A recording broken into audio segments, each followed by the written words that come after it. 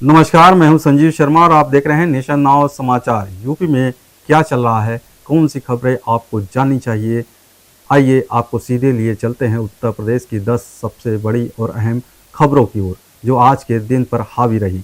ये हैं वो 10 बड़ी सुर्खियां जिनसे आपको रहना है अपडेट।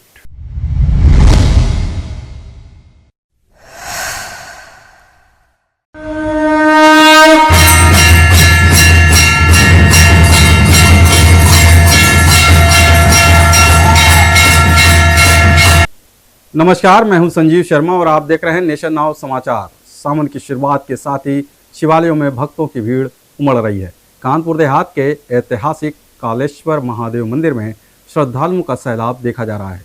मंदिर का इतिहास भी बेहद अद्भुत और आस्था से भरा है। आइए देखते हैं हमारे संवाददाता विदुर यादव की ये रिपोर्ट। कानपुर देहात के भोगनीपुर क्षेत्र के अमरौदा गांव में स्थित कालेश्वर शिव मंदिर न सिर्फ आस्था का केंद्र है बल्कि इसकी स्थापना की कथा भी बेहद चमत्कारी है। मंदिर के वर्तमान पुजारी रामदास के मुताबिक वर्षों पहले एक चरवाहा रोज गायों को चराने लाता था। उसी झुंड में एक गाय रोज एक विशेष स्थान पर जाकर दूध गिराया करती थी। चरवाहा इससे परेशान होकर गाय को रोकता, लेकिन गाय हर दिन उसी स्थान पर जाकर दूध गिरा देती थी। इसी दौरान शिव जी ने चरवाहे को स्वप्न में दर्शन देकर बताया कि वह स्थान उनका निवास है। अगली सुबह जब चरवाहा वहां पहुंचा तो देखा कि उस स्थान पर स्वयंभू शिवलिंग प्रकट हुआ है। तभी से इस स्थान को कालेश्वर धाम के नाम से जाना जाने लगा।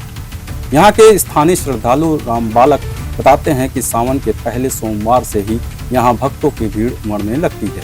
मंदिर के पुजारी मोतीलाल ने कहा कि साल भर यहाँ शिव भक्तों का तांता लगा रहता है, लेकिन सावन में तो रेला और भी बढ़ जाता है। इस मंदिर की एक और विशेषता है यहाँ प्रवासी पक्षियों का आगमन। हर साल सैकड़ों पक्षी मंदिर परिसर के पेड़ों पर घोंसले बनाते हैं, अंडे देते हैं और फिर अपने बच्चों के बड़े होने पर उड़ जाते हैं। यह सिलसिला वर्षों से चला आ रहा है। श्रद्धालु यहाँ गंगा जल और दूध से भगवान शिव का जलाभिषेक कर रहे हैं। मिट्टी के शिवलिंग बनाकर व्रत रखने की परंपरा निभाई जा रही है। हर सोमवार को अलग अलग गाँव से भक्त इस ऐतिहासिक शिवधाम के दर्शन को पहुंच रहे हैं। मतलब गाय चराने, जानवर चराने, तो वहाँ जंगल में जो है यहाँ पे मतलब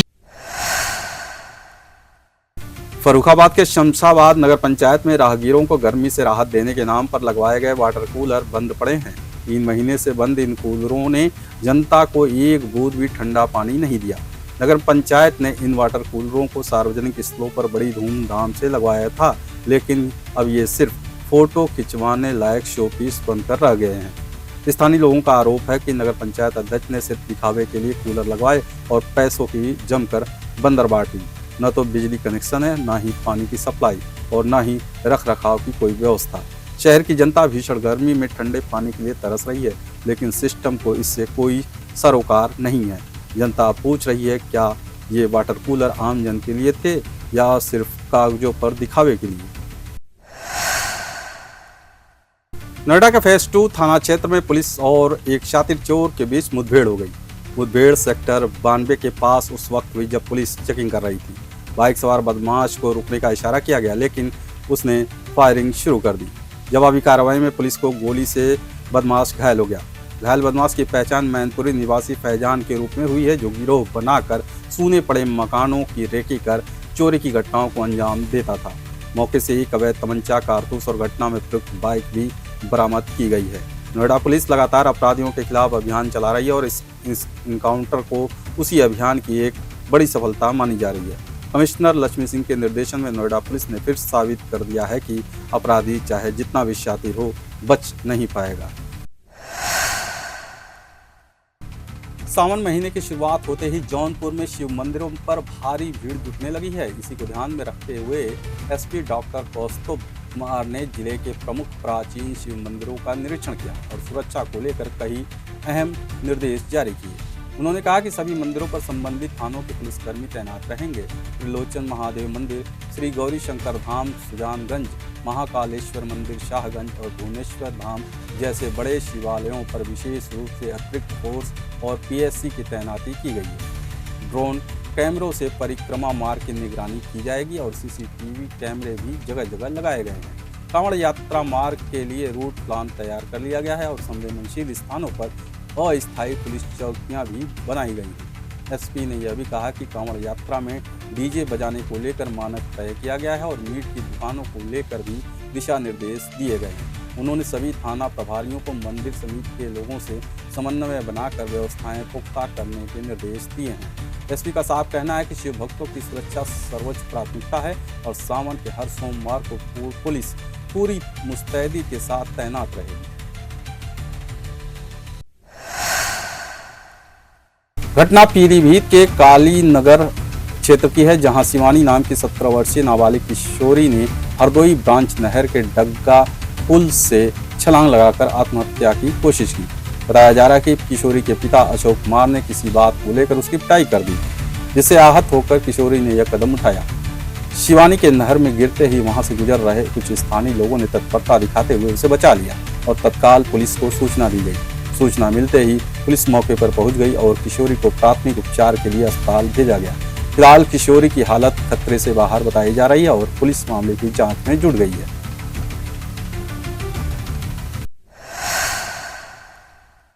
उत्तर प्रदेश के मुख्यमंत्री योगी आदित्यनाथ ने साफ आदेश दिए हैं कि सूबे भर की सरकारी जमीन और पोखरों को अवैध कब्जों से मुक्त कराया जाए, लेकिन अलीगढ़ के बड़ला थाना क्षेत्र के गांव टिकटा में इस आदेश की खुलेआम धज्जियां उड़ती नजर आ रही हैं। यहाँ मुख्य मार्ग पर मौजूद एक सरकारी पोखर पर भूमाफियाओं ने अवैध कब्जा कर लिया है। यही नहीं, पोखर की जमीन पर मदरसा और पक्की इमारतें भी खड़ी कर दी गई हैं। स्थानीय लोगों ने कई बार इस अवैध कब्जे की शिकायत की, लेकिन जिला प्रशासन अब तक कार्यवाही करने में असफल रहा है। जब इस मामले में गांव के प्रधान से पूछा गया तो उन्होंने भी खुद को लाचार बताते हुए कहा, अगर पिछली पंचायतें कुछ नहीं कर सकी तो मेरे बस में क्या है। प्रशासन अगर साथ दे तो मैं सहयोग करूंगा। लोगों की राय भी इस मुद्दे पर बटी हुई दिखी, लेकिन एक बात तय है कि प्रशासन की ढिलाई से भूमाफियाओं के हौसले बुलंद हैं। सरकारी संपत्तियों पर होता है कब्जा न सिर्फ सरकारी आदेशों की अवहेलना है, बल्कि जनता के संसाधनों की भी लूट है।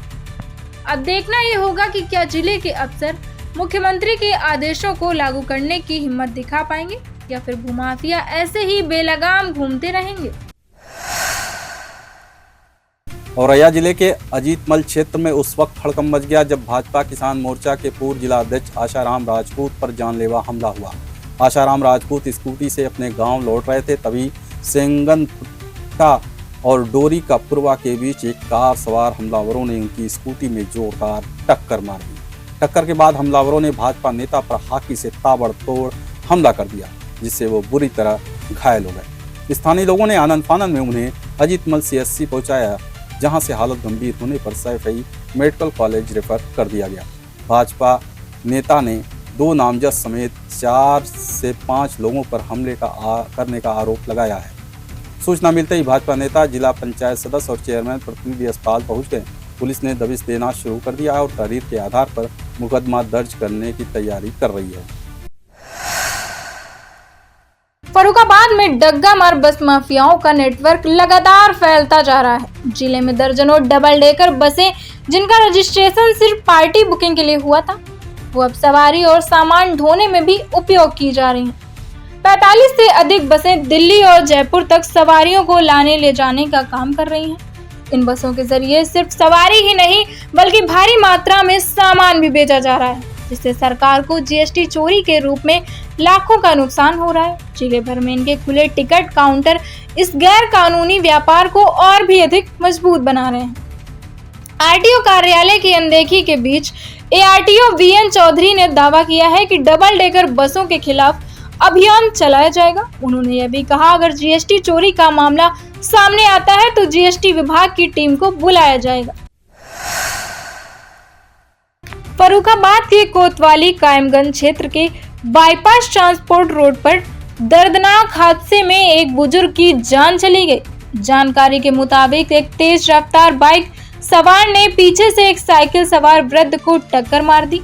टक्कर इतनी जबरदस्त थी कि वृद्ध साइकिल सहित उछलकर दूर जाकर गिरा। हादसे के बाद मौके पर मौजूद लोगों ने तुरंत व्रत के परिजनों को सूचना दी। परिजन गंभीर हालत में व्रत को लेकर पहले सामुदायिक स्वास्थ्य केंद्र पहुंचे, जहां से डॉक्टरों ने उन्हें जिला अस्पताल लोहिया रेफर कर दिया। दुर्भाग्यवश वृद्ध ने रास्ते में ही दम तोड़ दिया। मृतक के परिजनों ने बाइक सवार के खिलाफ कोतवाली में तहरीर दी है, जिसके बाद पुलिस मामले की जांच में जुटी है। इस घटना के बाद इलाके में शोक और गुस्से का माहौल बना हुआ है।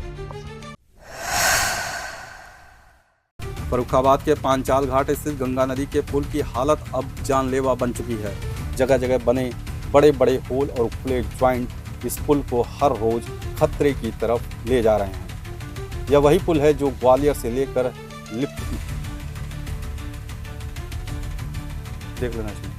ये वही पुल है जो ग्वालियर से लेकर लिपुलेख चीन बॉर्डर तक को जोड़ता है, यानी सामरिक दृष्टि से भी ये पुल बेहद अहम है।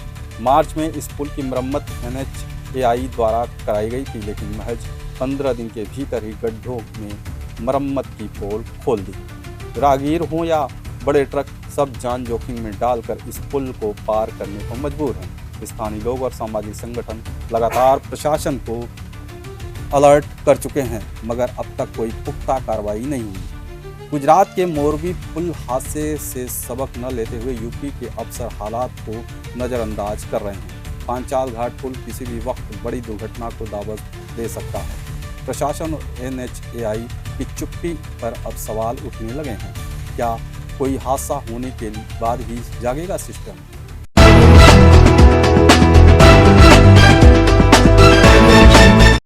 तो ये थी यूपी की वो 10 बड़ी खबरें जो आपके लिए जानना जरूरी था। अगर अब तक आपने हमारे चैनल को सब्सक्राइब नहीं किया है तो अभी कर लीजिए, क्योंकि हम लाते हैं आपके लिए हर खबर की असली परतें तेज, सटीक और बिना लॉग लपेट के। मैं संजीव शर्मा, देखते रहिए नेशन नाउ समाचार।